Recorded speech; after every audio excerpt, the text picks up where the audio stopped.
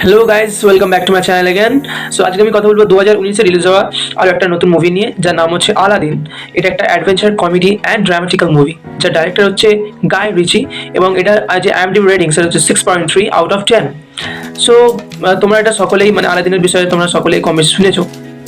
So এই যে স্টোরিটা আর কি, মুভিটার সাথে মানে কিছু কিছু জায়গায় মিল আছে, কিছু জায়গায় মিল নেই। সো স্টোরিটা হচ্ছে কি, মানে এটা তোমরা সবাই জানো যে একটা রাস্তার ইঁদুরকে নিয়ে, এবং এটা একটা মানে কাল্পনিক যে স্টোরি আর কি। সো যেখানে জেনি হচ্ছে আলাদিনের সাথে পুরো বিশ্ব জয় করবে এবং মানুষকে খুশি করার চেষ্টা করবে with a carpet and a বাতি।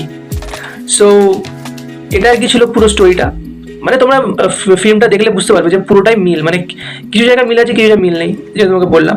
সো খুব ভালো মুভি, তোমরা যে দেখো, ফ্যামিলি ফ্রেন্ডলি মুভি। সো আমার যে রিভিউ, আমি এটাকে অফকোর্স 7.5 দেবো আউট অফ 10।